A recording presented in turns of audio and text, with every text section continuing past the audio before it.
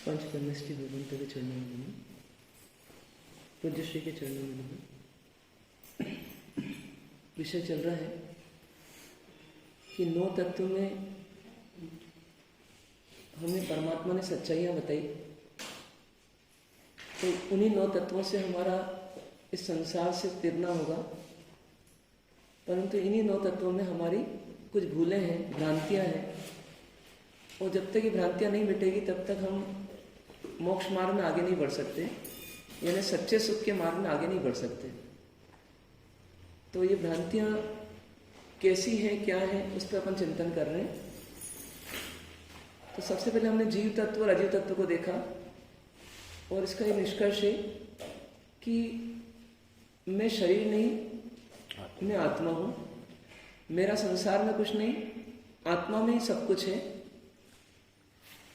और शुद्ध दृष्टि देखें तो पर द्रव्य से भिन्न, पर पर्यायों से भिन्न और स्वद्रव्य की पर्यायों से भिन्न मैं एक अखंड, अभेद, शाश्वत, स्वतंत्र, सहज, ज्ञान, दर्शन आदि अनंत गुणों का समूह एक चैतन्य हूँ, एक चेतनामयी पदार्थ हूँ, और उसका नाम व्यवहार से आत्मा दिया गया।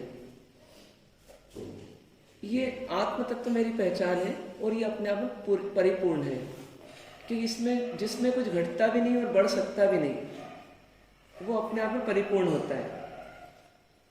तो आत्म तत्व देखें तो आत्मा के अनंत गुण ना तो बढ़ सकते हैं ना घट सकते हैं। पर्याय में कम ज्यादापना आ सकता है, लेकिन पर्याय से भिन्न देखें तो आत्म तत्व में कोई परिवर्तन नहीं आएगा। निगोद में भी ऐसे ही था, अभी भी ऐसे ही है, और सिद्ध अवस्था में वैसे ही रहेगा। सोने की ज्वेलरी कितनी बदल दो पर सोना सोना ही रहेगा। तो आत्म तत्व जो है, मतलब आत्मा का भी जो सार है, जिसको समय सार भी बोलते हैं, तो वो जो आत्म सार है, आत्मा का शुद्ध स्वरूप है, जिसमें पर्यायों को भी गौण कर दिया जाता है, तो वो तत्व जो है वो अपने आप में परिपूर्ण है। वो परिपूर्ण मतलब जिसमें कुछ परिवर्तन नहीं, संभव ही नहीं, और उसी को भगवान कहते हैं कि भगवान भी परिपूर्णता का दूसरा नाम है। भगवान बस पर्याय में परिपूर्ण है, मैं द्रव्य से परिपूर्ण हूँ। लेकिन देखा जाए तो जो बेसिक रॉ मटेरियल होना चाहिए एक भगवान शुद्ध पर्याय वाले आत्मा का, तो वो रॉ मटेरियल मेरे अंदर भी है। तो उस तत्व को निहारने से ही वो परमात्मा ही परमात्मा बने हैं। तो ये परमात्मा बनने योग्य आत्मा ही परमात्मा ऐसे ही बनेगी। और उस शुद्ध तत्व को यदि हम देखें, सिर्फ शुद्ध तत्व को, तो वो अपने आप में भगवान ही है। तो इसलिए शॉर्ट में अपन मान सकते हैं कि मैं एक शुद्ध स्वरूपी आत्मा हूँ, या मैं एक भगवान आत्मा हूँ, या मैं एक परिपूर्ण आत्मा हूँ। इस रूप में अपने आप को निहारना, जिसका पर से कोई संबंध ही नहीं है। जितने भी संबंध है ये सब हमारी कल्पनाओं से है। ये मेरा मकान है, ये मेरी दुकान है, ये मेरा शरीर है, ये सब नाशवान है, इससे संयोग है, इनका वियोग होना निश्चित है, और अभी भी दूरी है। ये मुझ में नहीं मिल सकते और मैं इनमें नहीं मिल सकता। ये अभी भी मुझसे उतने ही दूर है जितने ये ग्रह, नक्षत्र, तारे जो दिखाई देते हैं अंतरिक्ष में इतने कोसों दूर, ऐसे ही मुझसे दूरी है कि इनका स्वरूप मेरा स्वरूप नहीं बन सकता और मेरा स्वरूप इनका स्वरूप नहीं बन सकता। अनंत काल तक शरीर में रह करके भी शरीर का स्वरूप आत्मा स्वरूप नहीं बन सकता, और आत्मा का स्वरूप शरीर स्वरूप नहीं बन सकता। जीव जीव ही रहता है और अजीव अजीव ही रहता है। तो इसलिए परम भिन्नता है, अत्यंत भिन्नता है। ऐसा देख करके अपनी दृष्टि को इन पर पदार्थों से हटा करके स्व में लाना, ये साधना हमको करनी है। जब हम अपनी दृष्टि को स्व में लाएंगे तो ऑटोमेटिकली राग द्वेष विलीन हो जाएंगे, और यही अपन चाहते हैं। क्योंकि जब अपूर्णता को देखते हैं तो राग द्वेष पैदा होते हैं, और जब परिपूर्णता को देखेंगे तो राग द्वेष पैदा ही नहीं होंगे, और राग द्वेष पैदा नहीं होंगे तो कर्मों का सवाल नहीं उठता, तो संसार परिभ्रमण का भी सवाल नहीं उठता, तो चार गति भ्रमण इसका भी सवाल नहीं उठता, और फिर संसार के जो जन्म जरा मरण रोग शोक संयोग वियोग हर्ष विषाद के जो सुख दुख चलते रहते हैं, इन सबसे पूर्ण मुक्ति है। तो कुल मिलाकर के इस मृग को आना कहाँ है? अपनी नाभि में, मतलब अपने तत्व को ही निहारना है, अपनी आत्मा को अपने आप को ही निहारना है, ये हमारा लक्ष्य है। अब इस लक्ष्य तक जो नहीं पहुंचता है वो पर से जुड़ता है, और जब पर से जुड़ता है तो फिर आश्रयबंध तत्व होते हैं। आश्रयबंध का अस्तित्व ऐसे नहीं है। यदि जीव जो है गलती न करे, पर से अपना संबंध न जोड़े, पर मुझे सुख दे सकता है या पर मुझे दुख दे सकता है, या पर में मैं कुछ कर सकता हूं या पर मेरा कुछ कर सकता है, ये भ्रांति न रखे, तो ये जीव जो है ये आश्रय रहित ही है और बंध रहित ही है। इसको आश्रय बंध हो ही नहीं सकता, क्योंकि विकल्प ही नहीं आएंगे, और विकल्प ही नहीं आएंगे तो राग द्वेष नहीं आएंगे, और राग द्वेष नहीं आएंगे तो बंध नहीं होगा, आश्रय नहीं होगा। पर यह आत्मा अनंत काल से स्वरूप के भान से दूर है, और पर को ही स्वरूप मान रही है, पर को ही अपना रूप मान रही है। तो इसीलिए क्या हो रहा है, बार बार रह करके आत्मा कहाँ जाती है, भावों से पर में चली जाती है, और भावों से पर का कर्ता बन जाती है, पर का भोक्ता बन जाती है, पर की स्वामी बन जाती है। यानी नाटक में रोल मिला पुराने कर्मों के उदय से, और कोई पिता बन गया, कोई पति बन गया, कोई बेटा बन गया, कोई माँ बन गई, और उसी नाटक को असलियत मान करके उसमें इतने डूब जाते हैं कि उसी में तेरा मेरा सब करते रहते हैं और राग द्वेष करते रहते हैं। और ये गलती हमने अनंत जन्मों में अनंत बार दोहराई है, और इस गलती को इस जन्म में भी दोहरा रहे हैं। ये हमारी स्थिति है। तो यहां से फिर आश्रयबंध का अस्तित्व आता है कि जहां पर से जुड़े तो वहां से आश्रयबंध शुरू। मतलब ऐसे विक्रम और विकल्प आता है ना कि तू बोला और मैं चला, तो ऐसे तूने पर से संबंध जोड़ा, इष्ट अनिष्ट बुद्धि की पर में, और वहीं से क्या हुआ कि तेरा राग द्वेष आया और कर्म आया, और तू संसार में चला। तो अब इस स्थिति से निपटने के लिए हमें आश्रयबंध को भी अच्छे से देखना पड़ेगा। हम क्या मानते हैं कि आश्रयबंध में भी हमारी भूलें चलती रहती है। पहले तो हम आश्रयबंध को थ्योरेटिकली ऐसा मानते हैं, कर्मों का आना और कर्मों का चिपकना आश्रय और बंध है। ये व्यवहार से जरूर है, ये भी सत्य ही है कि कर्म आते ही हैं, कर्म चिपकते ही हैं, लेकिन मूल गलती ये नहीं है, मूल भूल ये नहीं हो रही है। मूल भूल हो रही है कि हमारे राग द्वेष हो रहे हैं, राग द्वेष हो रहे हैं तो कर्म आ रहे हैं। मतलब वो इन्वाइटीज हैं, हम उनको इन्वाइट कर रहे हैं इसलिए वो आ रहे हैं, और हम इन्विटेशन कैसे दे रहे हैं उनको, राग द्वेष करके। और ये राग द्वेष भी गलती नहीं है हमारी। राग द्वेष क्यों हो रहे हैं? क्योंकि हमारे को कहीं ना कहीं पर में सुख या दुख महसूस होता है। पर में सुख दुख बुद्धि रहती है तो फिर राग द्वेष पैदा होते हैं। अब पर में सुख दुख बुद्धि क्यों आती है? तो अंदर मान्यता का भ्रम है, मतलब मान्यता गलत है, दर्शन मोह जिसको बोलते हैं, या मिथ्यात्व जिसको बोलते हैं। वो मिथ्यात्व के आधार पर हमको ऐसा महसूस होता है कि पर में ही सुख है, पर में ही दुख है, या पर से ही सुख है, पर से ही दुख है, जबकि पर से हमारा कोई नाता नहीं है। ये वास्तविकता है। अब इतने संस्कार कह लो हावी है, या इतना हमारे भीतर में पुरुषार्थ की कमजोरी है कि हम इस सत्य को मान भी नहीं पाते, सत्य पर जी भी नहीं पाते। तो इस स्थिति का भी कारण क्या है आखिर? तो कारण ये नहीं है कि संस्कार है पुराने, और मूल में जाए तो वर्तमान का अज्ञान है।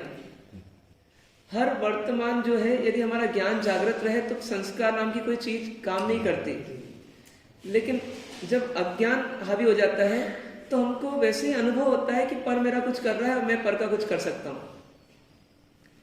तो बस वहीं से फिर नाता जुड़ जाता है भावों से, और भावों से हम कर्ता भोक्ता बन जाते हैं, और भावों से फिर हम सुखी दुखी होते रहते हैं। तो पूरा खेल चल रहा है अज्ञान का। अब वास्तविकता यह है कि अंदर भीतर में ज्ञान की पर्याय आती रहती है, जाती रहती है, क्योंकि ज्ञान आत्मा का गुण है, और उसमें नई नई पर्याय आती रहती है, मतलब नया नया संवेदन होता रहता है। जैसे अभी अपने को संवेदन हो रहा है कि अपन आइंबिल शाला में है, अभी अपने को संवेदन हो रहा है कि कुछ लोगों के बीच में अपन है, अपने को संवेदन हो रहा है कि सुबह सुबह का समय है, अपने को संवेदन हो रहा है कि ये बहुत अच्छा समय है और बहुत अनुकूल क्षेत्र है, और अब यहीं से राग की उत्पत्ति हो रही है कि जैसे अनुकूल माना किसी को तो राग शुरू, प्रतिकूल माना द्वेष शुरू। तो ये अब क्या हुआ, ये ज्ञान में संवेदन हो रहा है ऐसा, लेकिन वास्तविकता क्या है कि ये ज्ञान हमें कहाँ हो रहा है, किसका हो रहा है, तो हमें आत्मा में ये ज्ञान हो रहा है, और आत्मा का ही ज्ञान हो रहा है। ये पर्याय भी किसमें आ रही है, आत्मा में आ रही है। मतलब ऐसी स्थिति है कि दृश्य हमको अंदर दिख रहा है, दृश्य की अनुभूति अंदर हो रही है, और हम मान क्या रहे हैं कि मुझे बाहर का दृश्य दिख रहा है। बाहर का दृश्य नहीं दिख रहा है, मुझे अंदर की अनुभूति दिख रही है। जैसे भूख लग रही है तो भूख में कोई बाहर का दृश्य नहीं दिखता, भूख अंदर की अनुभूति होती है, बस वो भी शरीर की अनुभूति होती है, वो भी एक दृश्य है, लेकिन वो दृश्य अंदर का ही है, शरीर का ही है। और बारीकी से जाए तो जो मुझे दिख रहा है, जो मुझे जानने में आ रहा है, जो मेरे अनुभव में आ रहा है, वो मेरी ही उपज है। जैसे समुद्र में लहर आई तो लहर किसकी, समुद्र की पानी की है, समुद्र का पानी ही लहर बना है, अलग से कोई लहर नाम की चीज नहीं आई। उसी प्रकार से मेरे ज्ञान में जो जो आ रहा है वो भीतर में ही रचना हो रही है उसकी, वो गे जो है उसको गे बोलते हैं उस दृश्य को या उस अनुभूति को, लेकिन वो गे जो है, वो अनुभूति जो है, वो मेरे अंदर की उत्पत्ति है। और ये मेरा स्वभाव है कि मैं पर्याय की उत्पत्ति करता रहता हूं और नई नई पर्याय हर समय आती रहती है। अब ये कोइंसिडेंस है कि बाहर घटना घटती है और भीतर में ज्ञान होता है, तो मैं कोरिलेट करता हूं कि ये बाहर का ज्ञान मुझे हो रहा है। अब जब बाहर का ज्ञान हो रहा है तो फिर एक और मेरा अंदर का इमेजिनेशन होता है कि ये मुझे सुखी कर रहा है या दुखी कर रहा है। तो ये सुखी करे तो अनुकूल और दुखी करे तो प्रतिकूल। तो प्रतिकूल के प्रति क्रोध आदि और अनुकूल के प्रति राग आदि। पर वास्तव में मुझे बाहर का कुछ जुड़ानी नहीं है, बाहर से मेरा कोई संपर्क ही नहीं है, मेरे ज्ञान की पर्याय सहज आ रही है और सहज आ रही है। इसीलिए यहाँ बैठा बैठा व्यक्ति भी कभी कभी अपना उपयोग लगाए तो उपयोग उसका स्वतः सहज पता पड़ता है उसको कि अरे मैं तो घर चला गया था, यहाँ बैठा बैठा घर चला गया था। तो यदि बाहर का दृश्य ही हमारे ज्ञान में आए तो फिर घर का दृश्य कैसे ज्ञान में आ रहा है, अमेरिका का दृश्य कैसे ज्ञान में आ रहा है, दुबई का दृश्य कैसे ज्ञान में आ रहा है, ससुराल का दृश्य कैसे ज्ञान में आ रहा है, पियर का दृश्य कैसे ज्ञान में आ रहा है। तो ये सब ज्ञान जो आ रहा है ये स्वतः हो रहा है, सहज हो रहा है। इसीलिए अचानक जैसे कोई चीज अपन घर से निकले और चले थोड़ा और अचानक याद आता है अरे अपन वो चीज भूल गए। अब वो वहां दृश्य ऐसा कोई नहीं जो याद दिलाए हमारे को, लेकिन हमारे को स्वतः याद आ जाता है अरे वो चीज तो भूल गए, चाबी लाना तो भूल ही गए, तो वापस चाबी लेने जाते हैं। तो ये मानना है कि संसार बिल्कुल भिन्न है और आत्मा में ज्ञान की पर्याय आ रही है और जा रही है। तो मैं जिससे राग कर रहा हूं वो भी मेरी पर्याय है, और इससे मैं द्वेष कर रहा हूं वो भी मेरी पर्याय है। मेरा ही दृश्य अंदर में है जिससे मैं राग कर रहा हूं, और मेरा ही दृश्य अंदर में है जिससे मैं द्वेष कर रहा हूं। और सबसे बड़ी बात है कि वो दृश्य जो है वो भी अस्थायी है, अनित्य है, क्योंकि वो अवस्था भी एल्बम के दृश्य की तरह नई नई आ रही है और पुरानी जा रही है। तो मैं जिस दृश्य से राग कर रहा हूं वो भी चले जाता है, और जिस दृश्य से द्वेष करता हूं वो भी चले जाता है। ये वास्तविकता है। इस वास्तविकता को नकारने से हमारा अज्ञान हावी होता है, और अज्ञान में हमें लगता है कि मैं बाहर को जान रहा हूं, फिर बाहर ही मुझे कोई सुखी कर रहा है, कोई दुखी कर रहा है, और फिर राग द्वेष पैदा हो जाते हैं। ये जस्टी बात। यानी हम जो अपने ज्ञान में सेव करते हैं वही हमको परिलक्षित हो रहे हैं। हाँ, सेव भी नहीं कर रहे हैं, नित नई नई पर्याय आ रही और जा रही है, और वही हमारे ज्ञान में आ रही है।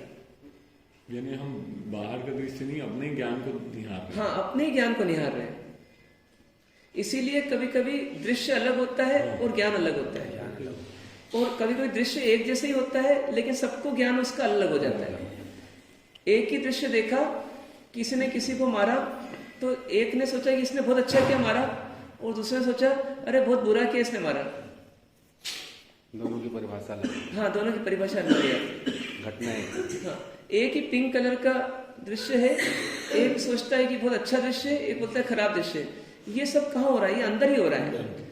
विश्लेषण भी अंदर हो रहा है, चिंतन भी अंदर हो रहा है, मनन भी अंदर हो रहा है, निर्णय भी अंदर हो रहा है, और उसके अंदर फिर राग द्वेष भी अंदर ही हो रहे हैं, और सुख दुख भी अंदर ही हो रहे हैं। यानी हम पर से जो राग द्वेष कर रहे हैं वास्तव में पर से नहीं कर रहे हैं, हम अपने से कर रहे हैं। अपनी पर्यायों से राग द्वेष कर रहे हैं। उनसे कर रहे हैं। वो तो निमित्त बन रहा है सिर्फ। हाँ, पर तो जैसे निमित्त है। जैसे एक चावल है, एक ढेर है चावल का। अब उस चावल से यदि किसी बच्चे ने खरगोश बना दिया तो बोलते देखो मेरा खरगोश देखो। उसी चावल से किसी ने सांप बना दिया तो बोलता है देखो मेरा सांप देखो। अब क्या सांप देख करके अपने को भय होना चाहिए क्या? और खरगोश देख करके बहुत सुंदर है राग होना चाहिए क्या? है तो क्या वो चावल ही है। तो उसी प्रकार से अंदर आत्म प्रदेश है, और इन्हीं में वो अनुभूतियों के दृश्य वो बन रहे हैं। अब उनमें किसी को देखते हैं और द्वेष, और किसी को देखते हैं तो राग।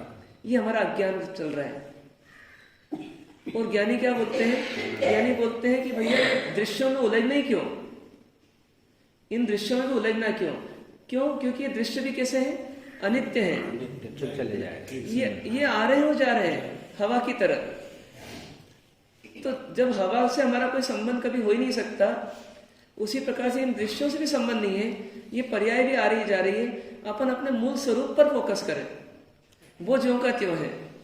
आप जी जो जैसा चल रहा है वैसा चलने दो, उस पर इंटरफेयर मत करो। हाँ, सीधा सीधा हाँ, जो चल रहा है उसको चलने दो, उसमें जीने की प्रैक्टिस। हाँ, उसको बदलने की चेष्टा मत करो, चेष्टा मत है ना। उसके दृष्टा रह जाओ बस। दृष्टा। और दृष्टा भी आप पर्याय के रहोगे तो पर्याय तो आएगी और जाएगी, उससे आपको क्या मिलेगा? तो आप पर्याय को भी छोड़ो। पर्यायों के परिवर्तन में रहते हुए भी जो मूल द्रव्य है वो तो ज्यों का त्यों ही है। वो अनंत गुणों की खान है, वो एक अखंड अभेद है। तो बस उसका आनंद लो। सोने की दुकान वाला कभी ये नहीं देखता कि कौन सी ज्वेलरी का स्टॉक कम हुआ, कौन सी ज्वेलरी का स्टॉक ज्यादा हुआ। उसका मूल क्या रहता है कि भाई मेरा सोना कितना है, बस सोने का आनंद लेता रहता है वो। तो ऐसे ही हमारे को हमारे मूल तत्व का आनंद लेना। अब वो जब नहीं लेते हैं तो फिर आश्रय बंद होते हैं। और उसमें शुरुआत वहीं से होती है कि दृश्य को देखते हैं, और दृश्य को ऐसा मान लेते हैं मैंने पर को जाना, और पर को जाना तो फिर पर में ही कुछ ना कुछ करना है, वो कर्ता भोक्ता भाव सब आ जाता है। तो इसलिए ये सब स्थितियां आती है। अब अगली बात आती है कि आश्रय और बंध जब पर से जुड़ते हैं तो होते ही है। हमको दिखे ना दिखे, हम सामयिक में हो कि हम प्रतिक्रमण में हो, या हम सो रहे हो या हम खा रहे हो, हर समय वो पर से जुड़ान है। इसका मतलब आश्रय बंध है। अभी भी मेरा आपसे जुड़ान है तो मेरा आश्रय बंध चल रहा है, और आपका मेरे से जुड़ान है तो आपका आश्रय बंध चल रहा है। मतलब आश्रय बंध चलता ही रहेगा जैसे ही हम पर से जुड़ेंगे। तो जैसे एक लोहे को मैग्नेट बनाया तो बस उसकी फील्ड बनेगी बनेगी, और उसमें अट्रैक्शन का फोर्स आएगा ही लोहे के कणों के प्रति, और वो खींचे गई। उसी प्रकार से जैसे ही मैं पर से जुड़ा तो मेरे अंदर वो फील्ड बनी, और उस फील्ड में कर्मों का आकर्षण हुआ ही, और कर्म चिपके।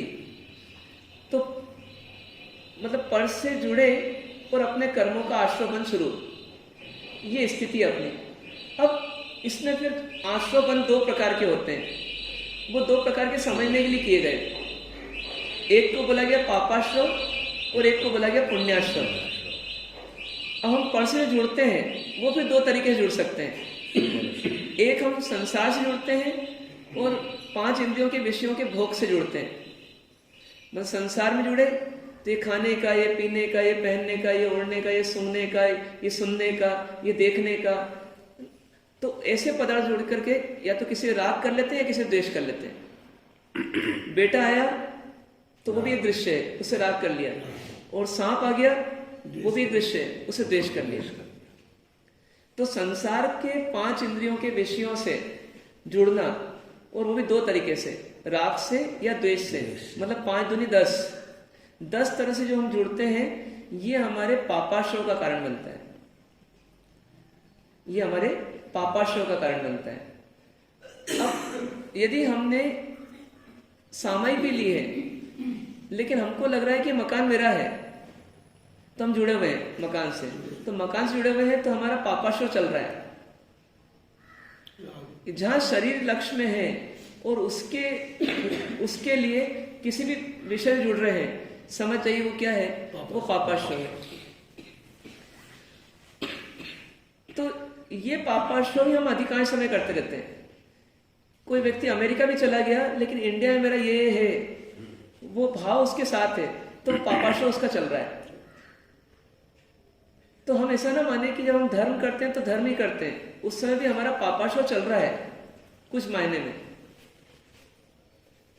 तो पाप आश्रम में ही रहते हैं आप जी फिर? तो पापाश्रव हमारा कंटिन्यूस चल रहा है। जैसे दुकान है, दुकान 8 घंटे बाद बंद हो गई, लेकिन पापाश्रव का मीटर चल रहा है। मेरी है कि कल्पना हाँ, है, वो मेरी है रटन भी नहीं चल रही, लेकिन मेरी है का भाव अंदर बना हुआ है, मान्यता में बैठा हुआ है, अज्ञान में बैठा हुआ है, तो वो सतत चल रहा है हर पर्याय में। तो वो पापाश्रव हमारा सतत चल रहा है, और पापाश्रव यानी पाप बंद का कारण, और पापाश्रव और पाप बंद मतलब जो है वो दुर्गतियों का कारण। तो हम कभी कभी क्या करते हैं, पापाश्रव से मुक्त होने के लिए प्रयास करते हैं। तो प्रयास में हम फिर क्या करते हैं, फिर हम वस्तु का त्याग करते हैं। वस्तु को भी क्या करते हैं, एक एक करके छोड़ते हैं। मैं मिठाई नहीं खाऊंगा, मैं आलू प्याज नहीं खाऊंगा, मैं रात्रि भोजन नहीं करूंगा, मैं ये नहीं करूंगा, मैं वो नहीं करूंगा। करना बुरी बात नहीं है, करना बुरी बात नहीं है। वो जो तीव्र पापाश्रव हो रहा था, उससे उसकी अपेक्षा वो पापाश्रव थोड़ा मंद हो रहा है, लेकिन उसकी जाति नहीं जा रही, जाति बनी हुई है।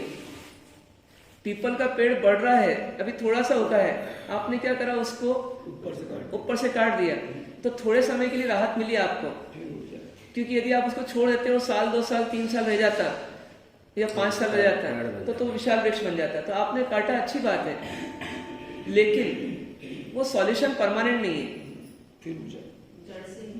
वो जड़ से नहीं निकला है। तो इसलिए ये पापाश्रव से मुक्ति का तरीका नहीं है। फिर हम कभी कभी देवगुरु धर्म से जुड़ते हैं, जैसे अभी जुड़े, अभी मंदिर जाएंगे, पूजा करेंगे, प्रवचन में आएंगे, स्वाध्याय करेंगे, सामायिक करेंगे, माला जाप करेंगे, ध्यान करेंगे, स्वाध्याय करेंगे, ये सब जो चीजें करेंगे, तो ये पापाश्रव से मुक्त होने का हम फिर एक प्रयास करते हैं। पर हम गलती से क्या मान लेते हैं, हम आश्रव से मुक्त हो रहे हैं। तो ये गलतफहमी नहीं होना चाहिए, हम आश्रव से मुक्त नहीं हो रहे। आश्रव से मुक्त तो अभी होंगे जब हम पर से जुड़ान तोड़ेंगे।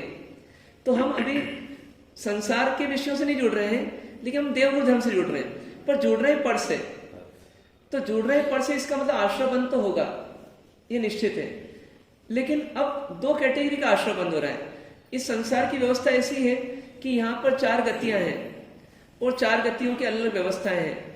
तो नरक और तिर्यंश की अलग व्यवस्था है, वहां के दुख सुख अलग है, और देव मनुष्य के दुख सुख अलग है। तो एक ऐसी व्यवस्था है, एक ऐसा बैलेंस है कि आपने अशुभ भाव किए तो आप दुर्गति में गए, नरक तिर्यंश में गए, और आपने शुभ भाव किए तो मनुष्य देव में गए। अब अशुभ भाव किए तो पापाश्रय हुआ, शुभ भाव किए तो पुण्याश्रय हुआ, लेकिन अल्टीमेटली आपका संसार रहा, संसार नहीं गया। तो हम ये नहीं मान सकते, कुछ लोग मानते हैं कि पुण्य करते करते मोक्ष हो जाएगा, ये हमारी भ्रांति होती है। पुण्य करने से मोक्ष हो जाएगा, पुण्य करते करते मोक्ष हो जाएगा, तो ऐसा कभी नहीं होगा। क्यों? कि पुण्य करते करते देव और मनुष्य के योग्य कर्म बनेंगे, तो हम थोड़ी राहत पाएंगे संसार से। जो नरक और तिर्यंश के तीव्र दुख हैं, उनसे थोड़े समय के लिए मुक्त होंगे, लेकिन हमारा संसार नष्ट नहीं होगा, संसार परिमाण बना रहेगा।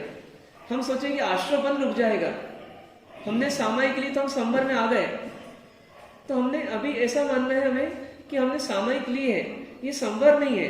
बोलने में संवर है व्यवहार से, या सामायिक नहीं कि वो 3 नौकर गिन के बैठे, हमने बोला संवर में है, पर वो संवर नहीं है। संवर तब होगा जब पर से जुड़ान टूटेगा, तो पर से जुड़ान बना हुआ है। पर से जुड़ान बना हुआ है, हम उसमें माला कर रहे होंगे, उसमें जाप कर रहे होंगे, उसमें स्वाध्याय कर रहे होंगे, उसमें पाठ कर रहे होंगे, उसमें कोई शुभ चिंतन कर रहे होंगे, प्रतिक्रमण कर रहे होंगे, तो सामयिक संवर कुछ भी कर रहे हैं, तो यदि हम जुड़े हुए हैं तो इसका मतलब अभी हमारा आश्रय बंध चल रहा है। तो जैसे अभी मैं आपसे कुछ बात कर रहा हूं, ऐसा मैं महसूस कर रहा हूं, तो मेरा आश्रय बंध चल रहा है। अब मैं सोचूं कि मेरा स्वाध्याय चल रहा है, धर्म चल रहा है, तो धर्म नहीं चल रहा है, पुण्य चल रहा है। तो किसको पुण्य के खाते में ले आना, किसको धर्म के खाते में ले आना, ये हमारा भेद होना चाहिए। असली धर्म वो है जिसमें समता है, असली धर्म वो है जिसमें पर से जुड़ान नहीं है, असली धर्म वो है जिसमें संवर निजरा मोक्ष है, असली सुख भी उसमें है जिसमें संवर निजरा मोक्ष है। इसलिए धर्म उसको कहेंगे वास्तव में जिसमें संवर निजरा मोक्ष हो। और संवर निजरा मोक्ष तभी होंगे जब पर से जुड़ान टूटेगा।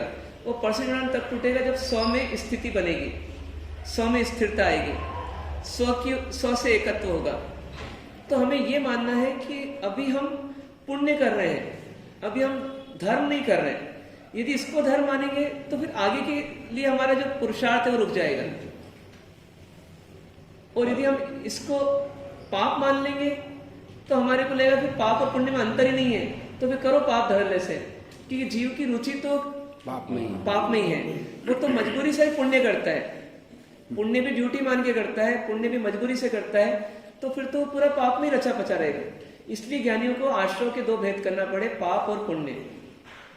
अब पुण्य करना तो किस नीति से करना,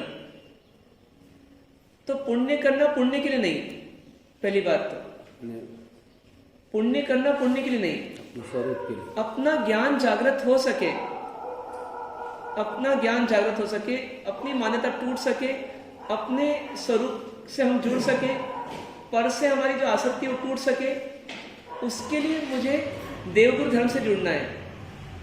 और देवगुरु धर्म से जुड़ूंगा तो मेरा पुण्य अपने आप हो जाएगा। तो पुण्य के लिए पुण्य नहीं करना है, आत्म तत्व की प्राप्ति के लिए मुझे देवगुरु धर्म से जुड़ना है। ये राग की कमजोरी है हमारी वास्तव में, या यूं कहें कि पुरुषार्थ की कमजोरी है। इसलिए हमको जुड़ना पड़ता है कि हमारे पास और कोई रास्ता नहीं है, तो हम जुड़ते हैं, जुड़ना चाहिए। लेकिन हमको ये ध्यान रखना चाहिए कि वो हमारा एंड पॉइंट नहीं है। मतलब अपना बाप जी इसमें दृष्टिकोण ये रखना पड़ेगा कि मैं सामायिक कर रहा हूँ, पुण्य के लिए नहीं कर रहा हूँ, अपने आत्म स्वरूप में आने के लिए कर रहा हूँ। पहली बात तो मैं सामायिक अभी नहीं कर रहा हूँ, वास्तविकता यह है कि मैं अभी सामायिक में नहीं हूँ, लेकिन व्यवहार से मैं सामायिक कर रहा हूँ। तो वो किस लिए कर रहा हूँ कि मेरे तत्व को, आत्म तत्व को प्राप्त करने के लिए। अब आत्म तत्व को प्राप्त करने में मेरी कुछ कमजोरी है तो मैं स्वाध्याय करता हूँ। आत्म तत्व को प्राप्त करने के लिए मेरी कमजोरी तो मैं श्रवण करता हूँ। आत्म तत्व को प्राप्त करने के लिए कुछ कमजोरी है तो मैं और अपनी पात्रता बनाने के लिए व्यावच आदि करता हूँ। और कमजोरी है तो मैं पूजा आदि भी करता हूँ। मतलब ये कमजोरी है मेरी कि मैं आत्म तत्व में नहीं रह पा रहा हूँ, इसलिए मैं ये करता हूँ। जैसे आप यहाँ से निकले, आपको मुंबई जाना है, तो आपके दिलो दिमाग में मुंबई ही रहेगा, जलगांव नहीं रहेगा। अब जलगांव आएगा स्टेशन के रूप में, लेकिन आप जलगांव नहीं जा रहे हो, आप मुंबई जा रहे हो। आपका लक्ष्य पहले क्लियर है। अब जलगांव यदि नहीं आया तो आप बेचैन जरूर होंगे, अरे जलगांव क्यों नहीं आ रहा, जलगांव क्यों नहीं आ रहा। क्योंकि आपका लक्ष्य जलगांव है इसलिए नहीं, आपको मालूम है कि जलगांव होते हुए जाएंगे, तो इसलिए आप थोड़ी चिंता कर रहे हैं, लेकिन जलगांव की चिंता नहीं कर रहे हैं आप। आपको जलगांव से मतलब नहीं है, आपको मतलब किससे है, मुंबई से। तो ऐसे ही क्या है, पाप से हटने के लिए पुण्य के भाव आएंगे। पुण्य नहीं आएगा तो आपको खेद भी होगा, लेकिन पुण्य करने के लिए आप पुण्य नहीं कर रहे हो। आपकी मंजिल जो है वो आत्म तत्व ही है, स्वरूप प्रमाणता ही है। पाप से ज्यादा अच्छा है नहीं तो अब हाँ, देखना और स्व को देखना दोनों सेम है। पर को हाँ, पर से भिन्न देखना या पर को भिन्न देखना और स्व को देखना एक ही बात है। लेकिन ऐसा ना हो जाए कुछ पर को भिन्न कर दिया और कुछ पर से अभी नाता जोड़ लिया। कभी ऐसी भी गड़बड़ हो जाती है कि कोई बोलता है कि ये दूसरे लोग तो मेरा कुछ नहीं कर सकते, लेकिन कर्म तो मेरा कुछ कर सकता है। दूसरे तो मेरे अनुकूल प्रतिकूल कुछ नहीं है, लेकिन कर्म तो मेरे अनुकूल प्रतिकूल आता है उदय में। तो क्या करा, पर से नाता, एक पर से नाता तोड़ा और दूसरे पर से नाता जोड़ा। तो यहाँ तो क्या बोला कि आपकी पर्याय और परद्रव्य की पर्याय, समूचे परद्रव्य, इन सब से भिन्न अपने आप को देखना। तो फिर पर को भिन्न देखना यदि इतना होता है तो निश्चित तौर पे आप स्व को अभिन्न मान रहे हैं। मतलब ये निश्चित है कि हम स्वयं का कोई ना कोई अस्तित्व तो हमेशा मानेंगे। अब हमने पर में अस्तित्व मान रखा है अपना, तो स्व में नहीं माना हुआ है। अब जब पर को भिन्न की कैटेगरी में ले जाएंगे तो स्व से हमारा संबंध जुड़ेगा ही, तो फिर एक ही सिक्के के दो पहलू बनेंगे। ये पर में रुचि जो है वही सब का जड़ है, नौकरी है। हाँ, जो हमारा अज्ञान है, और अज्ञान ये है कि मैं पर को जान सकता हूं, पर मुझे सुखी दुखी कर सकता है। ये जो भीतर का अज्ञान है, ये अज्ञान ही फिर हमारी रुचि पैदा करता है पर के प्रति। एक पर से दुख आता है तो उससे अरुचि, एक पर से सुख आता है उससे रुचि। तो रुचि या अरुचि यही राग द्वेष का कारण है, और फिर इसके कारण फिर पूरा सब गड़बड़ चल रहा है। इसीलिए प्रशस्त राग को भी लास्ट जाके छोड़ना। हाँ, अब यहाँ पर फिर क्या हुआ कि अधिकांश समय 99.99% हमारी एनर्जी जो जा रही है वो पापाश्व में जा रही है, पर में भी जा रही है और पापाश्व में जा रही है। तो अब इस जीव की कमजोरी को देखते हुए ज्ञानियों ने एक मेथड बनाया कि आप लक्ष्य के रूप में तो पुण्य को मत मानो, लेकिन आवश्यकता रूप में पुण्य का उपयोग कर लो। उपादेय तो मत मानो उसको, लेकिन कमजोरी है तो आप कर लोगे उसको। और सच्चा जिज्ञासु जो होगा आत्म तत्व का, वो अपने आप पुण्य का उपयोग कर लेगा, हो जाएगा उपयोग उसका, कि उसको मालूम है कि भैया ये पापाशों में रचा पचा जो मैं हूं, तो मेरी जागृति नहीं आ रही। तो जागृति आने के लिए फिर स्वाध्याय भी करूंगा, ध्यान चिंतन भी करूंगा, मनन भी करूंगा और आलम्बन भी लूंगा, लेकिन मुझे अटकना नहीं है इसमें। मुझे इनका उपयोग करके आना है स्वतत्व में। जैसे अपन किसी चौराहे पर गए और अपन नए शहर में गए हैं, और वहां पर जाकर के अपन ने किसी सिपाही को बोला कि भैया मेरे को ये एमजी रोड जाना है, तो एमजी रोड का रास्ता किधर से है? तो उसने अपने को इशारा किया, इस चौराहे से इस दाई ओर चले जाओ तो आपको ये बराबर एमजी रोड मिल जाएगा। तो अब अपन उसको देखते हैं कि एमजी रोड को देखते हैं? एमजी रोड अपन उसमें अटकते हैं कि एमजी रोड पे चले जाते हैं? अपन यहाँ तक कि उसके हाथ को भी नहीं देख रहे हैं ना, उसकी उंगली को भी नहीं देख रहे हैं, उसकी उंगली जिस ओर इंगित कर रही है उस ओर देख रहे हैं। तो जब हम देवगुरु धर्म के पास जाते हैं तो देवगुरु धर्म हमारे को आत्मा तक पहुंचने का रास्ता बताते हैं।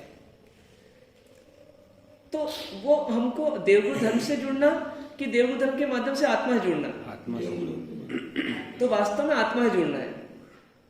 अब आत्मा से जुड़े रहना है, उसके लिए देवगुरु धर्म से जुड़े रहना है। ये प्रोसेस थोड़ी लंबे समय चल सकती है, लेकिन ये ध्यान रखना है कि मैं देवगुरु धर्म से जुड़ रहा हूं और आत्मा से नहीं जुड़ रहा हूं, इसका मतलब मेरा अधूरा पुरुषार्थ चल रहा है। बाबा जी बोलते ना, एक समर्पण तो होना है। किस समर्पण होगा ना। देखिए आज हमारा समर्पण संसार के प्रति कितना अधिक है। अभी मान लो अपन स्वाध्याय कर रहे हैं और मान लो सामयिक में ही कर रहे हैं या जैसे भी कर रहे हैं, और अभी अपने को पता पड़े मेरे घर में आग लग गई, तो कितना समर्पण है कि सब छोड़ छाड़ के चले आएंगे। लोग उपदान करने आते हैं और पता पड़ता है किसी व्यक्ति की डेथ हो गई घर में, तो पोषक छोड़ करके जाते हैं, बोलते प्रायश्चित कर लेंगे हम। तो जुड़ाव है। तो क्यों? क्योंकि इतनी रुचि है, इतना समर्पण है वहां, जबकि व्यक्ति जा चुका है, पर वो जा चुके होने पर भी उसके पास समर्पण रहता है तो बराबर पहुंच जाते हैं। लोक लाज के प्रति भी समर्पण है। ये भी संसार के खाते में जाएगा। लोक व्यवहार हो, वो भी लोक व्यवहार है ना, तो संसार के खाते में जाएगा। तो जैसे आप बोले आत्म लक्ष्य के बिना और पर से नाता तोड़े बिना अपन जो भी क्रिया कर रहे हैं वो सब पुण्य में जा रहे, धर्म की कैटेगरी में नहीं जा रहे। हाँ, तो फिर धर्म अपना आत्म लक्ष्य तुरंत तो होगा नहीं, निर्णय धीरे धीरे। इसलिए धैर्य रख करके देवगुरु धर्म से जुड़े रहना पड़ेगा। हाँ। ऐसा नहीं कि बस उनको छुआ और अपन आगे बढ़ गए। हाँ। वो पुलिस सिपाही का जो उदाहरण दिया वो एक उदाहरण है, क्योंकि आपकी पहले से रुचि है उधर जाने की एमजी रोड, तो आप एक सेकंड में उसे समझेंगे और आगे बढ़ जाएंगे। गस्सु कुमार आदि मुनि ने क्या किया कि बस नेमिनाथ भगवान का प्रतिबोध मिला, उपदेश मिला, और वो प्रतिबोधित हुए और उन्हें जैसी आज्ञा दी उस आज्ञा में चले गए और अपने आत्म ध्यान में लीन हो गए, और उसी में उपसर्ग हुआ और तब भी आत्म समता बनी रही। और बनी रही और वो उसी में मुक्त हो गए। ऐसे बहुत कम लोग हैं। अभी हमारा पुरुषार्थ जागृत नहीं है, बार बार अशुभ की ओर जाता है, पाप की ओर जाता है, तो बार बार हमारे को देवगुरु धर्म की आवश्यकता पड़ती है। इसलिए धैर्य रख करके देवगुरु धर्म से भी जुड़ना पड़ेगा। लेकिन देवगुरु धर्म से क्यों जुड़ना, उसका ये क्लियर होना चाहिए। तो देवगुरु धर्म से जुड़ने के लिए नहीं जुड़ना, संसार का राग तोड़ने के लिए जुड़ना। और उधर ज्यादा टाइम देंगे हाँ, तो अशुभ में ही जाते और हैं। देवगुरु धर्म से जुड़ जाएंगे संसार का राग टूट ही जाएगा, ऐसा भी नहीं। देवगुरु धर्म से जुड़ जाएंगे तो मोक्ष का मार्ग मिल ही जाएगा, यानी सम्यक दर्शन, सम्यक ज्ञान, सम्यक चैत हो जाएगा, ऐसा भी नहीं। देवगुरु धर्म से जुड़ करके आपका पुरुषार्थ किस दिशा में जाता है, क्योंकि मध्य उसका महत्व है। जैसे आप बोले आप दुकान बंद है फिर भी अपन जुड़े हैं, पर सुख बुद्धि तो अपनी दुकान नहीं है तो भी हर जगह है। दुकान नहीं है, हाँ। मतलब मेरी दुकान नहीं है, फिर भी सुख बुद्धि तो पैसे के लिए, दुकान के लिए, ये सब के लिए तो हाई कांस्टेंट है वो। हाँ। अब उसके बाद मैं जो भी क्रिया कर रहा हूँ, अब क्या है कि इधर जब भी सम्यक दर्शन होगा तो सुख बुद्धि जाएगी, सब सम्यक दर्शन होगा तब जाएगी कि जाएगी तो सम्यक, दोनों एक ही समय में होने वाली घटना है। पर सम्यक दर्शन के पूर्व में नहीं होगी ये स्थिति। पर वो तो सुख बुद्धि कैसे जाएगी जब उसमें काम होगा तब? नहीं, जब हम उसको 9 तत्वों के आधार पर, जीव अजीव के आधार पर, विश्व व्यवस्था के आधार पर जब हम उसको विजुलाइज करेंगे कि वास्तव में क्या है सत्य, तो आपको दिखेगा कि ये पुद्गलों का पिंड है। दुकान पुद्गल, दुकान में सामान पुद्गल, दुकान में फर्नीचर पुद्गल, और जो बैठे हैं उनका शरीर पुद्गल। और उस पुद्गल से मेरे को सुख दुख नहीं है, सुख मेरे आत्मा का गुण है। उस विषय को सॉल्व करना पड़ेगा वहां हाँ। जाके, तब उससे निर्णय होगा। मतलब वहां जाकर के, मतलब उसका चिंतन मनन करके करके हाँ निर्णय करना पड़ेगा, सही समझ लेना पड़ेगा। हाँ। क्योंकि भगवान अभी तक जो ये डेफिनेशन निकले इसमें तो हमारा अभी तक धर्म जीरो हुआ है। हाँ, हमको अभी हम भ्रम है कि हम धर्म अब क्या है कि हम कभी कभी अपने आप को बहुत कमजोर महसूस करने जाते हैं, फिर नकारात्मक महसूस करने जाते हैं। तो ज्ञानी बोलते हैं व्यवहार से धर्म मान लो, पर मान लो वाली बात है ना, वास्तविक धर्म नहीं है। और वास्तविक धर्म होता है तो व्यवहार वाला धर्म भी व्यवहार धर्म कहलाता है। पर अब क्या है, बाल जीव को देखिए, अपनी अंदर की स्थिति देखें, अपना कॉन्फिडेंस लेवल कमजोर है, तो अपने को कोई बोले कि इसमें कोई धर्म वर्म नहीं है, मंदिर में, पूजा में, प्रतिकोण में, तो फिर आप क्या करेंगे? आपका अगला पॉइंट होगा कि फिर क्यों करना है इसको, क्यों करना है? तो क्यों करना, तो और नीचे चले आएंगे आप, पाप में चले तो फिर सीधे पाप में ही जाने वाले हैं। करुणा का तो इसलिए क्या है कि अपने लक्ष्य को ध्यान में रखते हुए उस लक्ष्य की ओर कैसे बढ़ सकते हैं, उस एंगल सोचना पड़ेगा। तो उस एंगल से कुछ चीजें ऐसी होगी जो आपकी मंजिल तो नहीं होगी, लेकिन स्टेशन होगा, बीच का पड़ाव होगा। तो उस पड़ाव को पड़ाव की तरह उपयोग कर लें, उसको मंजिल मानने की भूल भी नहीं करें, उस पड़ाव को छोड़ें भी नहीं। तो जो बीच का ये है, ये पुण्य आदि जो है, इसको बीच का पड़ाव मान लें, लेकिन दृष्टि में, लक्ष्य में तो आपको सिर्फ स्वतत्व दिखना चाहिए। अशुभ अब से स्वतत्व शुभ का ज्यादा भान भी देवगुरु धर्म से जुड़ करके ही आएगा, लेकिन स्वतत्व को जानने के बाद में स्वतत्व को लक्ष्य बना लेना, और उसके लिए फिर जो आवश्यकता है, जब जितनी जहां उतनी आवश्यकता पूर्ति करना।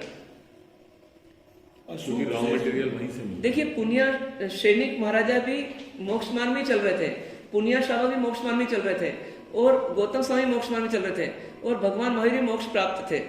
एक समय वो था। तो चारों आत्माएं जो थी, वो भव्य आत्माएं, वो वास्तव में मोक्ष मार्ग में चल रही थी। एक तो मोक्ष प्राप्त कर चुकी थी, परंतु उनका तरीका क्या था? एक घर में थे, एक घर में व्रती थे, और एक मुनि थे, और एक तो मंजिल को प्राप्त हो चुके थे। इन सबकी दिशा एक ही थी, दशा अलग थी। तो अब क्या था, एक आजीविका के लिए कमा भी रहे थे, एक ने आजीविका को और सीमित कर दिया था, एक ने आजीविका को छोड़ दिया था, मुनि बन गए थे। अब ये सब जो कार्य कर रहे थे बाहर से, इसमें अंतर था, क्योंकि उनकी आत्मा की दशा में अंतर था, लेकिन लक्ष्य सबका एक ही था। तो परम उपादेय तो हमारे को शुद्ध स्वरूप ही मानना पड़ेगा। इन सबका परम उपादेय तो शुद्ध स्वरूप ही था, आत्म तत्व ही था। अब उस आत्म तत्व की प्राप्ति के लिए अपनी राग की कमजोरी वश एक व्यक्ति साम्राज्य बना के जी रहा था, एक व्यक्ति पुण्य श्रावक होकर के जी रहे थे, एक गौतम स्वामी होकर के मुनि थे। ये सब अपनी आजीविका की व्यवस्था कर रहे थे अपनी अपनी कमजोरियों के आधार पर। इसलिए इसको नरक जाना पड़ेगा। पर मान्यता क्लियर थी, उससे काम हुआ। तो इसलिए क्या करना कि अपने को पहले 9 तत्वों का ज्ञान करना, और उसमें उसके अंदर अपनी मान्यता सही करना। 9 तत्वों में भी हमें जाना कैसे पड़ेगा? पहले 9 तत्वों को जानो, फिर 9 तत्वों के आधार पे 100 पर को जानो,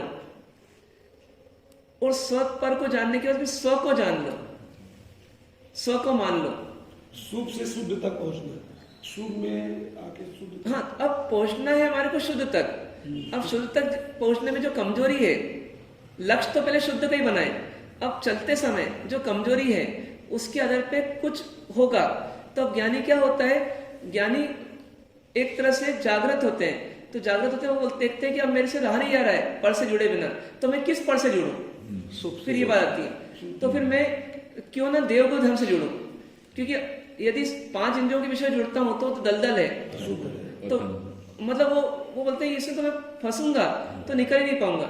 देवगुरु से जुड़ूंगा तो मैं एक बाउंड्री में रहूंगा, और साथ में क्या होगा, उनसे प्रेरणा मिलेगी, जागृति आएगी, तो क्या होगा, मैं वापस अपने तक आ जाऊंगा। सपोर्टिव। तो अपनी कमजोरी मान करके उनसे जुड़ते हैं, लेकिन वो अशुभ से नहीं जुड़ना है और शुभ से जुड़ना है, इसकी जागृति भी रखते हैं। उपादेय हमेशा आत्म तत्व ही रहते हैं। उपादेय हमेशा आत्म तत्व ही। हाँ, उपादेय हमेशा आत्म तत्व ही रहेगा। लक्ष्य मजबूरी में जुड़ते हैं वो। हाँ, कमजोरी और मजबूरी में जुड़ते हैं। ताकि अशुभ में ना अगर चले। लक्ष्य हाँ, नहीं गई अशुभ में नहीं चले चले जाए। जाए। हाँ, ठीक है, क्लियर है इतना? तो अब क्या है कि हमारे को आश्रयबंध की डेफिनेशन सही बनेगी ना, तो संवर निजरा मोक्ष की डेफिनेशन सही बनेगी फिर। तो अब संवर निजरा क्या चीज है कि आत्म स्वरूप में हमारी स्थिरता ये संवर है, और उसमें क्रमशः अभिवृद्धि ये निर्जरा है, और पूर्णता वो मोक्ष है। आत्म स्वरूप में स्थिरता ये संवर है, उसमें अभिवृद्धि ये निर्जरा है, और पूर्णता ये क्या है? ये मोक्ष है। इसको पहले इस एंगल से लें कि अशुभ से शुभ में आए तो संवर निर्जरा नहीं हो रही है, लेकिन अशुभ और शुभ को रोक दिया आंशिक रूप से, तो जितना शुभ और अशुभ रुके हैं उतना उतना संवर है। और जैसे क्या है, हमारे अंदर अब 3 भावों की योग्यता है, अशुभ, शुभ और शुद्ध। तो पर से जुड़ना और सात्विक तरीके से जुड़ना ये शुभ हो गया, पर से जुड़ना और तामसिक तरीके से जुड़ना ये अशुभ हो गया, और पर से नहीं जुड़ना ये शुद्ध हो गया। एक्चुअली पर से जब नहीं जुड़ते हैं तो उस समय जो पर्याय उत्पन्न होती है, पर्याय तो उत्पन्न होगी, तो उस समय भी उत्पन्न होगी। उस पर्याय को क्या बोला कि ये शुद्ध पर्याय प्रकट हो रही है। जब पर से नहीं जुड़ेंगे और स्व से एकत्व हो जाएगा, स्व में स्थिरता हो जाएगी, स्व में रमणता होगी, तो उसमें ज्ञान ज्ञान रूप काम कर रहा है, दर्शन दर्शन रूप काम कर रहा है, चारित्र चारित्र रूप काम कर रहा है, उससे समभाव की स्थिति पैदा होगी। शुद्ध समय में ज्ञान नहीं जानने में आएगा। हाँ, जिस समय ज्ञान ज्ञान में जानने में आ रहा है उस समय पर्याय प्रकट हो रही है, पर कौन सी पर्याय प्रकट हो रही है? अब शुद्ध पर्याय प्रकट हो रही है। शुद्ध जब तक पर से जुड़ान है तब तक अशुभ या शुभ पर्याय प्रकट होगी। जब पर से जुड़ान नहीं है तो उस समय शुद्ध पर्याय प्रकट होगी, क्योंकि मैं जब किसी राग नहीं कर रहा हूं और किसी द्वेष नहीं कर रहा हूं तो उस समय मेरी स्थिति किसमें है? तो समभाव में है। अनुकूल प्रतिकूल का भेद नहीं है, तो उस समय मैं दृष्टा हूं, उस समय मैं समभाव में हूं, तो वो जो है उसको शुद्ध पर्याय बोला। क्लियर है? जैसे कल का उदाहरण था उधर कि मैं स्वयं को भी जाना और पर को भी पर रूप जाना। हाँ। यानी ये दोनों कॉन्सेप्ट अपना क्लियर है, ज्ञानी का दोनों कॉन्सेप्ट क्लियर है, दोनों से अटैच नहीं हो रहे। हाँ, दोनों से अटैच नहीं हो रहे। उदय में सब कुछ दिख रहे हैं उनको, हाँ। मगर वो अटैच नहीं हो रहे, ये शुद्ध भाव हो गया। हाँ, अटैच नहीं हो रहे, ये शुद्ध भाव है। मैंने इस टेबल को जाना, इससे कोई दोष नहीं है, पर टेबल को जाना कि मैंने इसको अच्छा जान लिया या बुरा जान लिया, यहाँ पे तो यहाँ मेरी गड़बड़ हुई, आश्रय हो गया, आश्रय हो गया। और अगर उदय में आया है, वो ज्ञान में आया है, हाँ। और अपन उससे इन्वॉल्व नहीं हुए तो वो शुद्ध भाव की कैटेगरी में चले गया, वो धर्म की कैटेगरी में। जैसे केवल ज्ञान होने पर भी परमात्मा को अनंत जन्मों के अनंत माता पिता दिख रहे हैं, लेकिन एक भी माता पिता से राग द्वेष आ रहा है क्या? तो इसका मतलब ज्ञान में गलती नहीं है, ज्ञान से दिक्कत नहीं है, पर ज्ञान के आधार पे जो हमारा विश्लेषण और निर्णय है, और निर्णय में अनुकूल प्रतिकूल का भेद है, अच्छे बुरे का भेद है, लाभ हानि का भेद है, बस वहीं से गड़बड़ शुरू है। तो शुभ और अशुभ दोनों में आता है। फिर शुभ अशुभ दोनों में आएगा। अब अशुभ वाले को देवगुरु धर्म अच्छे नहीं लग रहे हैं और संसार अच्छा लग रहा है, शुभ वाले को देवगुरु धर्म अच्छे लग रहे हैं, संसार अच्छा नहीं लग रहा है, पर अच्छे बुरे लग रहे हैं, तो आश्रय होगा। अब एक में पाप आश्रय, एक में पुण्य आश्रय होगा। है लेकिन तो बंद दोनों। है दोनों बंद। है लेकिन तो दोनों ही हाँ, तो शुभ अशुभ दोनों को दोनों रुक जाए, जी। उस स्थिति को बोला संवर। और पुराने शुभ अशुभ के जो संस्कार बने हुए हैं, व्यवहार से ही हैं, उनमें कटौती होना, क्योंकि जब आपने शुभ अशुभ से भिन्न अपने स्वरूप का आनंद लिया, उस आनंद से आपके जो आनंद की अनुभूति के समय शुभ अशुभ की जो आदत बनी हुई है, जो शुभ अशुभ के भाव बने हुए हैं, उसमें और कटौती हो गई, उसको बोला निर्जरा। जैसे एक उदाहरण के लिए कि कोई व्यक्ति, जैसे एक जनरल उदाहरण है संसार का ही, कि किसी बहन की स्थिति बहुत वीक है, तो वो इमिटेशन ज्वेलरी पहन लेती है कि भाई चलो ठीक है, अब कुछ नहीं से तो कुछ अच्छा। लेकिन अब वो इमिटेशन ज्वेलरी के बजाय जब अपने असली सोने चांदी की ज्वेलरी पहनेगी, उसको उसकी हैसियत अच्छी हो गई और वो अब असली सोने चांदी की ज्वेलरी पहन रही है। अब उससे कोई बोले इमिटेशन पहनो ना, तो वो बोलेगी अब क्यों पहनूं मैं। तो ऐसे ही क्या है, जब पर में सुख दुख देखते थे तो पर में छटनी करते थे, अब हमको एक और तत्व मिला, स्वरूप मिला। अब स्वरूप मिला तो स्वरूप की परिपूर्णता का बोध हुआ और स्वरूप का आनंद आया। तो इस आनंद के समय क्या होगा, वो पर का राग और टूटेगा। तो पर का राग और टूटना मतलब शुभ अशुभ में और कटौती आना, तो इसका नाम क्या हो जाएगा, निर्जरा हो जाएगा। जरा हो जाए। जिस परसेंट में भी हुई नहीं। हाँ, जितने परसेंट में हुई उतने परसेंट में निर्जरा हुई। तो स्वरूप में आना, स्वरूप में रहना, ये संवर। और स्वरूप की अभिवृद्धि और स्वरूप में रहने की अभिवृद्धि होना, मतलब स्वरूप का आनंद की अभिवृद्धि होना, स्वरूप में मग्नता और बढ़ना, इसका नाम क्या हो गई, निर्जरा हो गई। अब ये यदि निर्जरा है तो हम अभी ऊपरी ऊपरी तप करके निर्जरा मानते हैं। हमने किसी आहार का त्याग किया और हम निर्जरा मानी, ये सोच हमारी सही कि गलत है, गलत है ना। ये शुभ हो सकती है, ये शुभ हो सकती है, पुण्य हो सकती है। तो पुण्य को पुण्य रूप मानना है। आहार की आसक्ति बढ़ाएंगे, प्रमाद बढ़ाएंगे और साथ में वासना बढ़ाएंगे, अति गरिष्ठ आहार करेंगे, वासना बढ़ाएंगे, प्रमाद बढ़ाएंगे, संसार की रुचि बढ़ाएंगे, कुस्वप्न देखेंगे, तो वो उससे तो और अशुभ का ही बंद होगा। तो उससे निकलने के लिए आपने आहार का त्याग किया, पांचों इंद्रियों की जो डिस्ट्रक्टिव एनर्जी है, मतलब जो अभी डिस्ट्रक्टिव एनर्जी अंदर काम कर रही है, उसमें थोड़ी कटौती आई और आप देवगुरु धर्म के निकट आए, तो ये तप भी व्यर्थ नहीं जाएगा आपका। लेकिन आप उसी तप को तप मान लेंगे तो गड़बड़ हो जाएगी। हम तो वहीं तक रुक जाएंगे। यही सुने और आगमों में भी लिखा है तब से नहीं रिझा।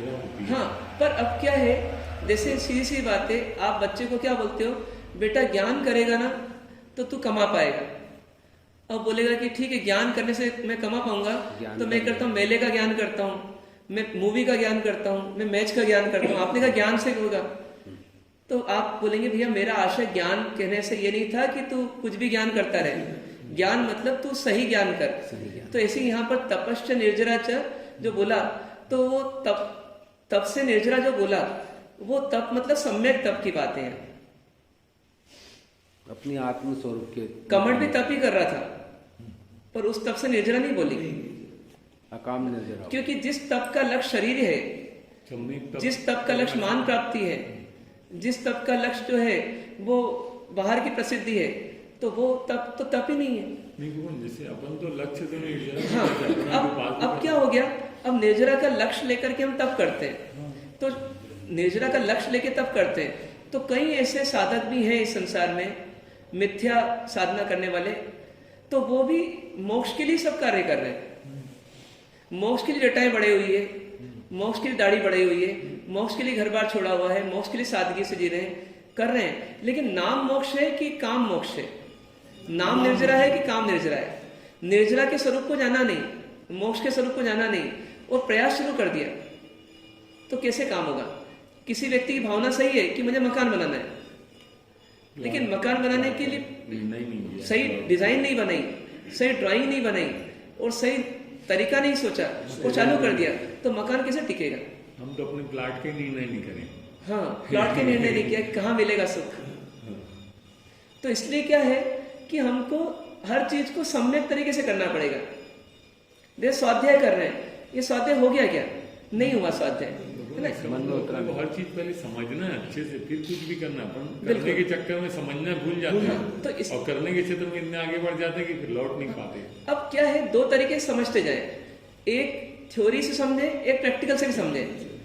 अपन सोचे कि पहले पूरी थ्योरी समझ लूं फिर प्रैक्टिकल करूंगा, तब तक कोई ना कोई प्रैक्टिकल तो कर ही रहे हैं आप कि बिना कुछ करे तो जी नहीं रहे हैं। जी नहीं। तो क्या बोलेंगे, थ्योरी करो, थोड़ी प्रैक्टिकल करो। तो थ्योरी से भी सीखो, प्रैक्टिकल से भी सीखो। जैसे स्वाध्याय करना है, थ्योरी से सीखना है, लेकिन मंदिर जाना प्रैक्टिकल या कोई तप करना या और चीजें करना, ये प्रैक्टिकल से भी सीखना हो सकता है ना। जैसे जैसे आप थ्योरी को प्रैक्टिकल में अप्लाई करते आएंगे, आपका प्रैक्टिकल भी और शुद्ध सम्मार्जित होते चले जाएगा। तो इस प्रकार से हमारे को दोनों तरीका से काम करना पड़ेगा।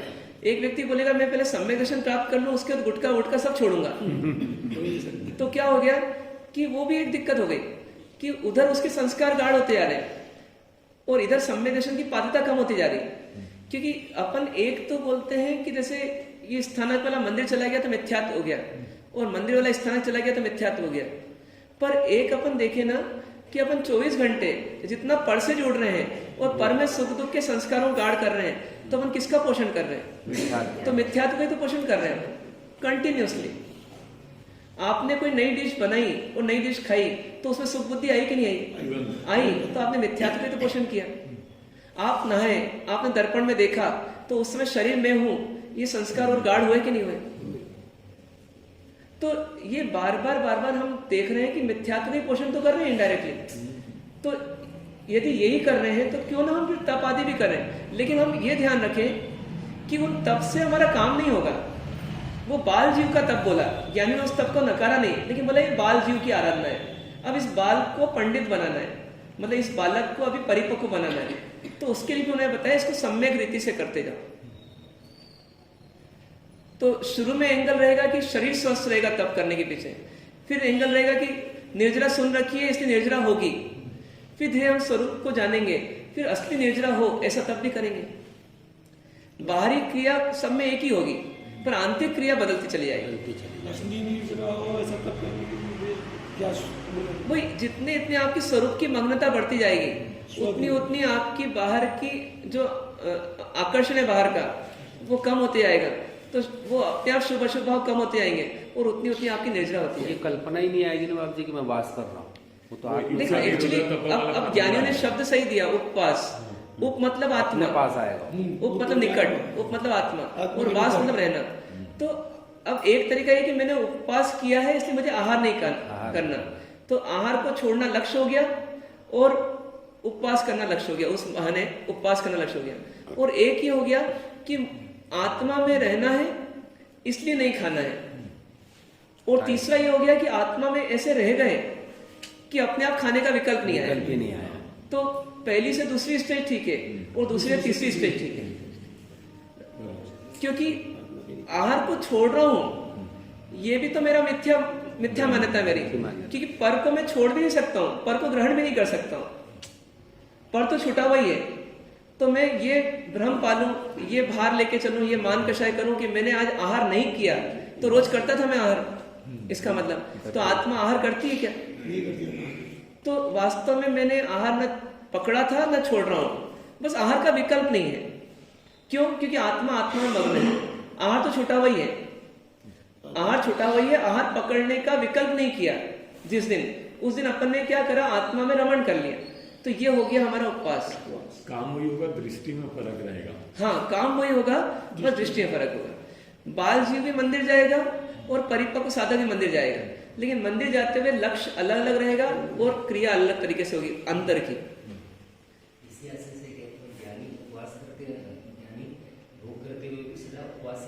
हाँ हाँ, यही आशय है इसके पीछे।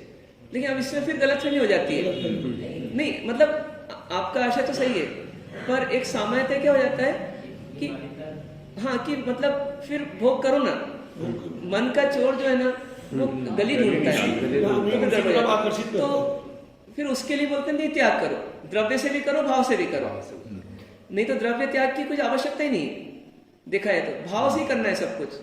लेकिन द्रव्य का इसलिए लाते हैं कि ये जीव जो है ये अभी बहुत उलझा हुआ है, तो इसलिए क्या करता है, भाव के बहाने बोलता है द्रव्य के त्याग की आवश्यकता क्या है, तो गड़बड़ हो जाती है। इसलिए उसको बोलते हैं द्रव्य का भी करो। लेकिन फिर परिपक्वता आती है तो उसको बोलते हैं द्रव्य त्याग कोई त्याग ही नहीं है, करना है आपको भाव, शुद्धि। अपने आप हो जाता है बाप जी। तो अब ये सब है ना, ये पूरी क्लैरिटी के साथ हम अब धर्म के अखाड़े में आ जाए, धर्म के अखाड़े में आ जाए मतलब उतर जाए अवरिंग में। अब क्या करना हमको, अब हमारे को ये ध्यान रखना कि मेरा लक्ष्य क्या है। मेरा लक्ष्य आत्म तत्व, उसके लिए साधन कौन है, तो देवगुरु धर्म है। और इसके अलावा फिर वो जो बताएं उसका आत्मचिंतन, आत्म मनन, अब ये सब जो अंदर का चिंतन मनन विश्लेषण आदि है, ये भी साधन है, ये आंतरिक साधन है। और सम्यक दर्शन, सम्यक ज्ञान, सम्यक चैत्र और मोक्ष, ये मेरा लक्ष्य है। उसमें सम्यक दर्शन, सम्यक ज्ञान, सम्यक चैत्र ये पड़ाव है, अंत में मोक्ष मेरी मंजिल है। और मोक्ष एक शुद्ध पर्याय है, वो शुद्ध पर्याय मेरी मंजिल नहीं है। शुद्ध स्वरूप में पूरी तरह से मग्न हो जाना, मग्न हो जाना, जो मैं और में जाना ही हूं, नहीं। जैसा मैं हूं उस रूप अनंत काल तक रहना, उस रूप ही रहना हमेशा, एकाकार। उसमें आंशिक भी कमजोरी नहीं होना, ये मेरा लक्ष्य है। तो शुद्ध पर्याय अपने आप प्रकट होएगी। तो सम्यक दर्शन, सम्यक ज्ञान, सम्यक चैत्र, सम्यक तप, ये सब बीच में आएंगे और अपने आप ही हम देवगुरु धर्म से जुड़ेंगे, आत्मचिंतन आदि करेंगे। और देवगुरु धर्म से जुड़ने के लिए इधर हम पापों का, पाप आश्रयों का क्या करेंगे, त्याग भी करेंगे। तो ये पूरा क्रम इस प्रकार से अपना बनेगा। जैसे सिद्धों की तो एक जैसे ही पर्याय आ रही है हमेशा, हाँ। तो फिर ये जो अभी आपने आखिरी में जो बात कही, तो वो अपने जो ज्ञान दर्शन किस तरीके का, मतलब स्थिति कैसी रहेगी उनका सम्यक ज्ञान, सम्यक दर्शन, सम्यक चैत्र, सम्यक तप, ये पूर्ण हो रहा है अभी। जब छद्मस्त अवस्था थी, साधक अवस्था थी, तब तक आंशिक आंशिक था, तो संबंध निजरा रूप था। और अब क्या हो गया, वही परिपूर्ण हो गया। उनकी जो ज्ञान की पर्याय, दर्शन की पर्याय, वो कैसी आती रहेगी, सिर्फ अनंत वैभव का चलता रहेगा। तो बस अब हर पर्याय देखिए, अब इसमें भेद नहीं है। सम्यक ज्ञान, सम्यक दर्शन, सम्यक चैत्र, ये शब्द अलग है, पर इसमें स्थिति एक ही जैसी है। आत्मा को आत्मा का ज्ञान हो रहा है, इसको नाम देते सम्यक ज्ञान। पर उस समय आत्मा की मान्यता सत्य है, मैं आत्म तत्व ही हूँ, मैं भगवान आत्मा ही हूँ, मैं परिपूर्ण तत्व ही हूँ, पर से मेरा इष्ट अनिष्ट का कोई नाता ही नहीं है। ये सम्यक दर्शन भी उस समय है। और उसी में रमण कर रहे हैं आत्मा में, यानी उसी में मग्न है आत्म तत्व में।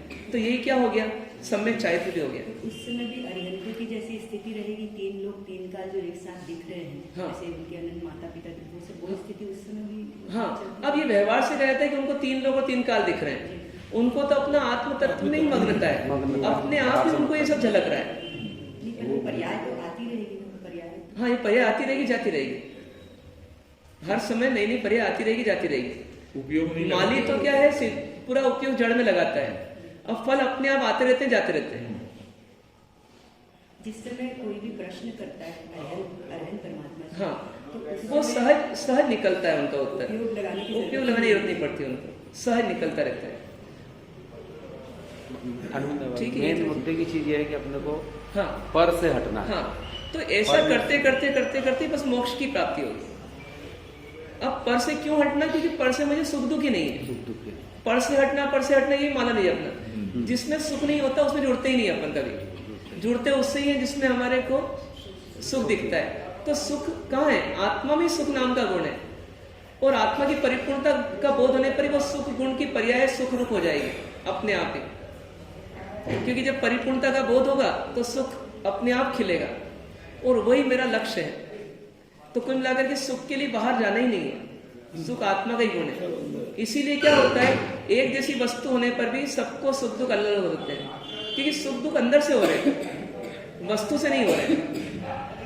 इस सत्य को अपने को स्वीकार करें। ठीक है, ये तो रखते हैं।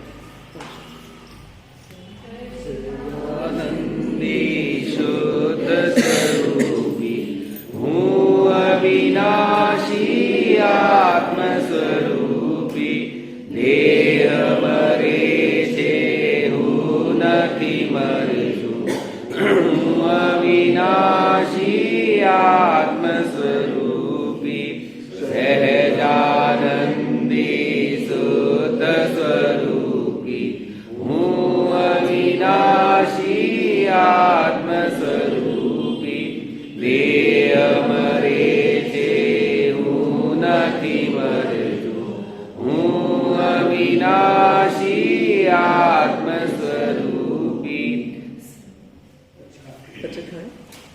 नौकार से उगर से नौकार से मुड़ समझ के जीवन का आसनम पाणन फैशन वो सी रही। अंतिम बल का स्वाध्याय कल का सौदे आप लोग करेंगे, रितेश भैया अच्छे से करवाएंगे। आपकी अनुकूलता नहीं बन मुश्किल लग रहा है। इच्छामि हमासनो वंदेहो जानिज्याय निश्चयाय खेणुताम। इच्छामि हमासनो वंदेहो जानिज्याय निश्चयाय खेणुताम। इचकार भगवान सूराई सुख तप शरीर निरावास सुख संयम यात्रा निर्भते हो। स्वामी कहता है आहार पानी का लाभ देना। वर्तमान इच्छामि हमासमनो वंदेहो जानिज्याय निश्चयाय खेणुताम। इच्छा करने संदेशा भगवान अभिठो में अभ्यंतरायम खामेव इच्छम खामेमि रायम।